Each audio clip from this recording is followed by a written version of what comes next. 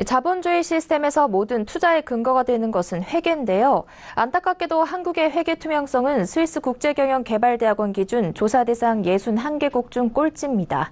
이따라 발생한 회계 부정을 뿌리뽑기 위해서 국회는 지난 9월 외부감사법 전부 개정안 등 회계개혁 선진화 3법을 통과시켰는데요. 그 후속 조치를 위한 금융위원회 회계개혁 태스크포스가 다음 달까지 분야별 논의 결과를 순차적으로 발표할 예정인 가운데 오늘 첫 중간 발표를 했습니다. 어떤 내용인지 금융부 정훈규 기자와 이야기 나눠보겠습니다. 안녕하세요. 네, 안녕하십니까? 네, 정 기자, 우선 오늘 회계개혁 태스크포스가 발표를 했는데요. 이 중간 발표 내용 어떤 겁니까?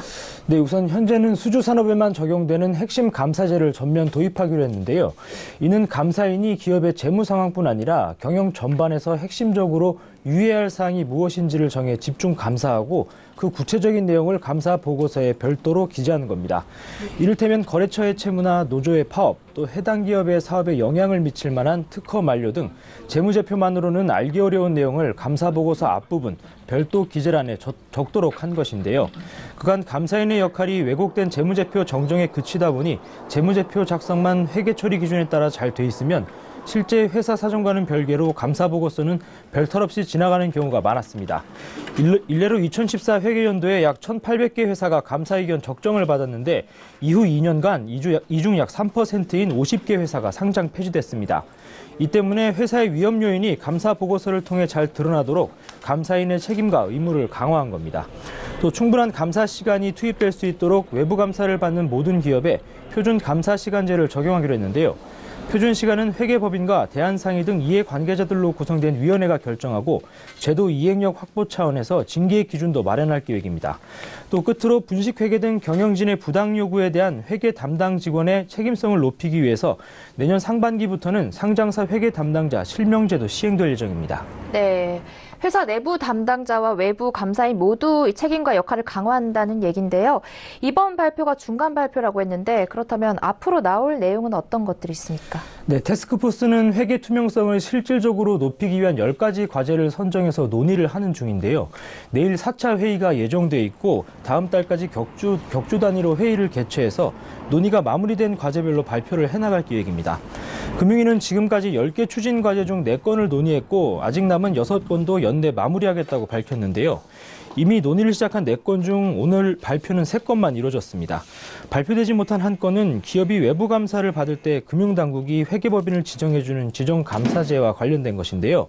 먼저 발표한 3건에 비해 그만큼 결론 내리기가 쉽지 않은 상황임을 짐작할 수 있습니다.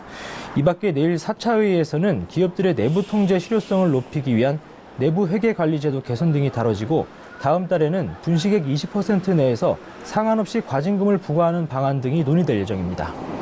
네, 이 지정감사제는 회계 투명성을 높이는 방안의 핵심으로 알고 있는데요. 논의가 어려운 이유는 뭡니까?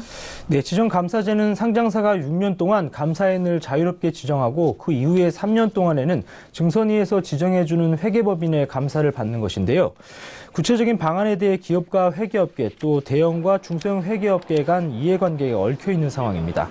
애초 정부는 회사가 원하는 회계법인 3곳 중 한 곳을 당국이 정하는 선택 지정제를 추진하려고 했었는데 회계 투명성에 대한 요구가 강해지면서 지정감사제로 강화하고 예외 요건을 달았습니다. 6년간 증선위 감리 결과 회계기준 위반이 발견되지 않아 회계 처리의 신뢰성이 양호한 경우로 대통령령으로 정한 회사는 예외라는 건데요. 이 회계 처리의 신뢰성이 양호한 경우라는 기준이 모호하다 보니까 기업들은 이를 폭넓게 적용해달라고 요구하고 있습니다. 감사 비용 증가도 부담이지만 지정감사제가 없는 해외에서는 감사인이 지정된 것 자체가 문제가 있는 기업으로 보일 수 있고 기업의 해외 진출을 가로막을 수 있다는 논리인데요. 반면 회계업계는 감사 비용 증가보다 회계 투명성을 높여 얻는 이득이 더 크고 예외 조항을 폭넓게 한다면 지정감사제를 도입하는 의미가 없다는 입장입니다. 회계업계 내부적으로는 지정감사제가 대형 회계법인만 배불리고 중소회계법인들을 더 어렵게 할 수 있다는 우려가 나오고 있는데요. 금융위원회는 자산 규모가 큰 회사를 지정받은 회계법인은 지정감사인 선정 때 후순위 배치하는 등 형평성을 고려한 방안을 논의하고 있다고 설명했습니다. 네, 지금까지 감사제도 개혁의 영향에 대해 정훈규 기자와 이야기 나눠봤습니다. 고맙습니다. 네, 감사합니다.